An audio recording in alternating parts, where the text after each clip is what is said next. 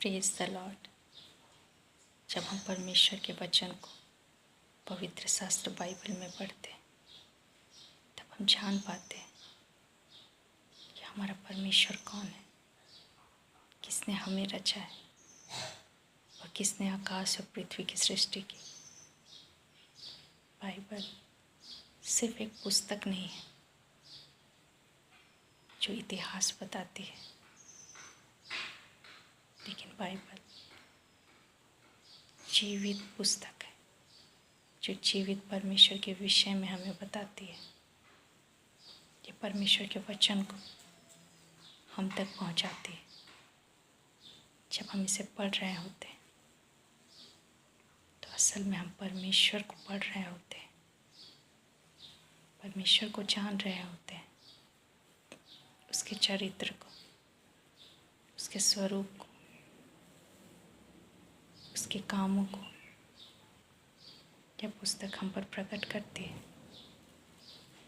यह जीवित पुस्तक इसलिए है क्योंकि यह जीवित परमेश्वर को प्रकट करती है। परमेश्वर का एक एक वचन जीवित है क्योंकि वो आज भी काम करता है। परमेश्वर के वचन में लिखा है कि वही आदि और वही अंत है, वही अल्फा और वही ओमेगा है। और प्रकाशित वाक्य में यह भी लिखा है कि जो था, जो है और जो आने वाला है, उसके विषय में हमें बाइबल बताती है। बाइबल सिर्फ एक कहानी की पुस्तक नहीं, लेकिन यह उससे कहीं अधिक है। परमेश्वर के विषय में, परमेश्वर के लोगों के विषय में। और आज जब हम उसे पढ़ते हैं तो यह हमारे लिए भी जीवित हो जाती है, क्योंकि इसमें लिखे हुए शब्द जो परमेश्वर के हैं वो हमारे जीवन में जीवित हो जाते हैं, वो कार्य करते हैं, वो उन बातों को निर्माण करते हैं जो हम पढ़ते हैं इसमें, और जिन बातों पर हम विश्वास करते हैं। इस पुस्तक में जो कुछ लिखा है हम उसे परख सकते हैं, जांच सकते हैं कि सच में वो हमारे जीवन में काम करते हैं या नहीं। जब हम बाइबल में पढ़ते हैं यीशु के विषय में कि किस प्रकार से उनके द्वारा चंगाइयाँ होती थी, छुटकारे होते थे, दुष्ट आत्माएं निकाली जाती थी, ये आज भी होता है। जब हम उसके वचन पर विश्वास करते हैं, उसके विश्वास के द्वारा जो परमेश्वर हमारे मन में रखता है, उस वचन के अनुसार हम जीते, तो ये सब कुछ जो हजारों साल पहले घट चुका था ये फिर से हमारे जीवन में जीवित हो जाता है। आज भी हम यीशु के नाम से चंगाइयों को प्राप्त करते हैं। आज भी परमेश्वर अपने वचनों के द्वारा हमारी अगुवाई करता है, क्योंकि ये इतिहास की पुस्तक नहीं, ये जीवन की पुस्तक है। और जिसमें जीवन होता है वो कार्य करता है, वो श्वास लेता है, चलता फिरता है।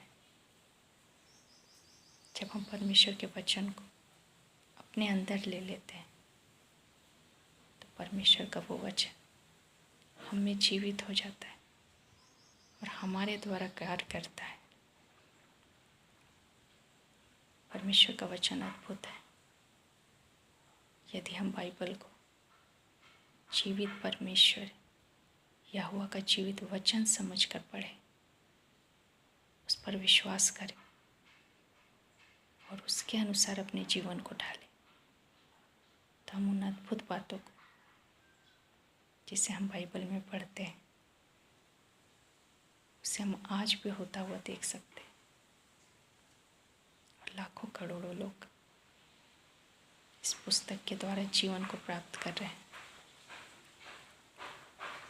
बाइबल हमें परमेश्वर के प्रेम के विषय में बताती है, उसके अनुग्रह के विषय में, उसकी पवित्रता के विषय में, उसके न्याय के विषय में। यह इकलौती ऐसी पुस्तक है जो हमें सच्चे परमेश्वर से जोड़ती है, क्योंकि परमेश्वर ने बड़े प्रेम के साथ इस सृष्टि को बनाया, हमें बनाया। और उसका ये प्रेम हम बाइबल में देखते हैं। यीशु मसीह के द्वारा परमेश्वर अपने प्रेम को हम पर प्रकट करता है। परमेश्वर का प्रेम कभी हमें तुच्छ नहीं जानता, कभी हमारी अनदेखी नहीं करता, लेकिन जीवन के हर एक परिस्थिति में जब हम उसके वचन को ढूंढते हैं, उसके वचन को खोजते हैं और अपने जीवन से उसे जोड़ लेते हैं, तो हम परमेश्वर की उन अद्भुत बातों को जो पहले घटित हो चुकी है, उसे एक बार फिर से घटित होते हुए हम अपने जीवन में देखते हैं। परमेश्वर का वचन हमें जीवन की ओर ले जाता है। वो शैतान से, संसार से, शरीर की अभिलाषाओं से, पाप से हमें छुड़ाता है। वचन में लिखा है कि परमेश्वर प्रेम है और उसने अपने प्रेम को क्रूस पर प्रकट किया कि वो हमारे पापों के लिए उसने कीमत को चुकाया।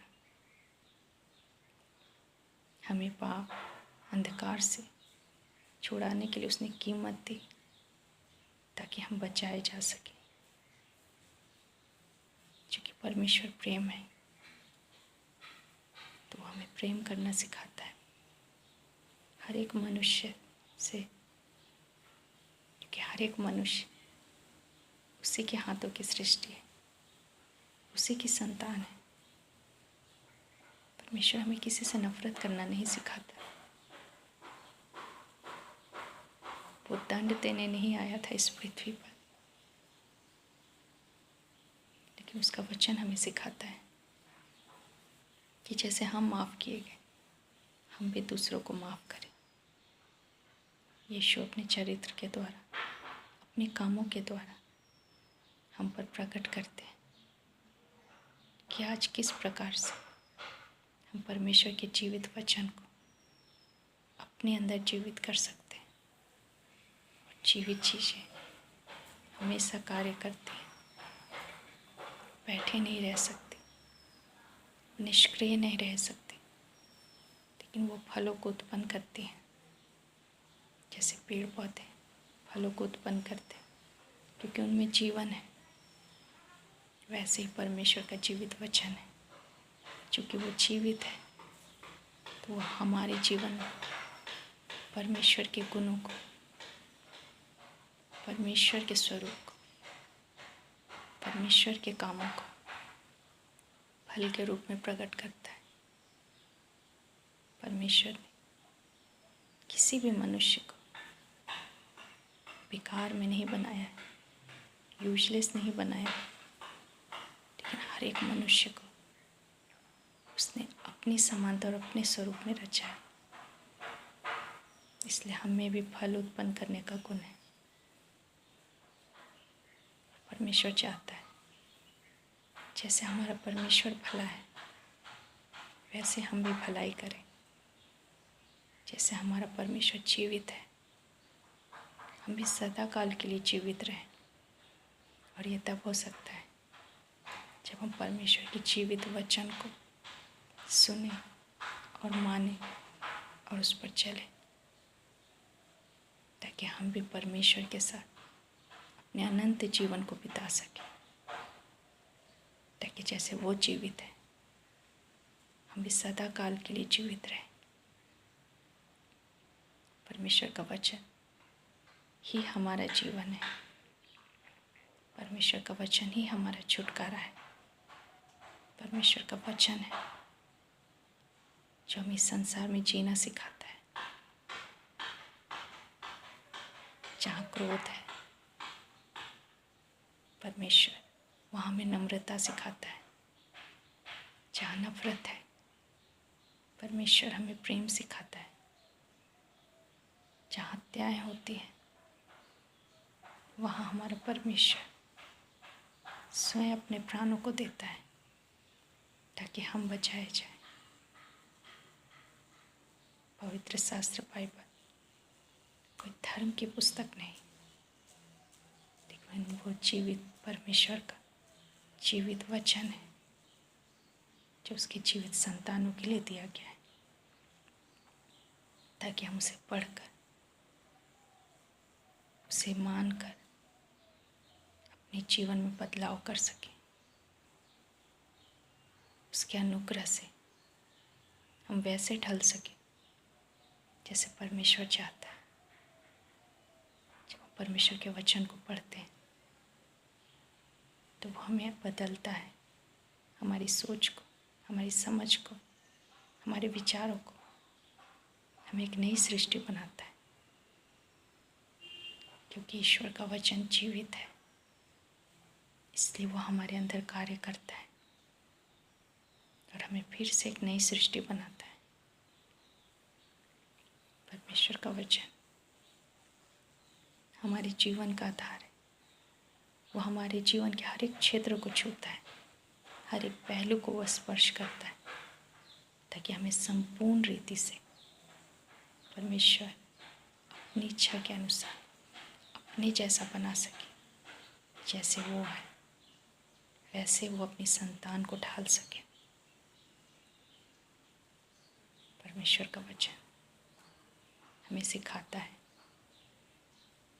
कि किन परिस्थितियों में हमें किन वचनों को मानना है और उसके अनुसार चलना है। जब परीक्षाएं आए, शैतान हमारे सामने बहुत सारी उलझनों को लेकर आए, तो किन वचनों के द्वारा हमें जय प्राप्त करनी है। जब हम बीमारियों में हो तो किन वचनों को आधार मानकर अपने विश्वास पर हमें दृढ़ रहना है और अपनी चंगाई को प्राप्त करना है। जब हम बुराइयों में गिर जाएं, परमेश्वर का वचन हमें संभालता है, हमें पश्चाताप करने के लिए प्रेरित करता है, ताकि हम यीशु के लहू से धोए जाएं, शुद्ध और साफ किए जाएं, परमेश्वर के सामने फिर से खड़े हो पाए। जब हम निराश होते, हताश होते, दुख में होते, क्लेश में होते, परमेश्वर का वचन हमारा साहस बनता है, ताकि हम फिर से उठकर अपने जीवन की नई शुरुआत कर सकें। परमेश्वर का वचन जीवित है, इसलिए वो हमारे जीवन में कार्य करता है। लेकिन तब जब हम उसे कार्य करने दें, यदि हम परमेश्वर के वचनों को अनदेखा करते हैं, तो यह सिर्फ किताबों पर लिखे हुए काले रंग की स्याही से लिखे हुए शब्द है। कि जब हम इसे परमेश्वर का वचन मानकर ग्रहण करते और उसके अनुसार चलते, तो यह सचमुच हमें जीवित हो जाता है, हमारे जीवन में कार्य करता है, परमेश्वर की इच्छा को हमारे जीवन से पूरी करता है। वचन में भी लिखा है कि परमेश्वर का एक एक वचन बिना पूरा हुए नहीं होगा। उसका एक भी मात्रा, एक भी बिंदु बिना पूरा हुए नहीं रहेगी, क्योंकि ये जीवित वचन है और ये कार्य करती है। वचन में लिखा है कि परमेश्वर अपने वचन को जब भेजता है तो वह बिना कार्य के उसके पास वापस नहीं लौटती। जिस प्रकार से आकाश से वर्षा की बूंदें बिना भूमि को भिंगाए वापस नहीं लौटती, हमारे परमेश्वर का वचन भी ऐसा है। जब हम उसे ग्रहण करते हैं तो बिना वो हमारे जीवन को स्पर्श किए, उसे बदले, वापस नहीं लौटती। लेकिन हमें भूमि के समान परमेश्वर के वचन को ग्रहण करना होगा, ताकि हम फल उत्पन्न कर सकें और जिस कार्य के लिए परमेश्वर ने हमें रचा है हम उसे पूरा कर सकें। जब हम अंधकार में होते हैं, जब वचन हमारी ज्योति है, हमारा उजाला है, जो हमें बताती है हमें किस दिशा में जाना है। सही और गलत में चुनाव करने में परमेश्वर का वचन हमारी सहायता करता है। हम अपने जीवन के हर एक क्षेत्र में परमेश्वर के वचन को हम आजमा सकते हैं, हम उसे परख सकते हैं। हमें परमेश्वर के वचन को जीवित वचन के समान लेना है, ताकि वो हमारे जीवन में कार्य कर सके, क्योंकि ये जीवित परमेश्वर का जीवित वचन है। परमेश्वर इन वचनों के द्वारा हम सबों को बहुत आशीष। धन्यवाद।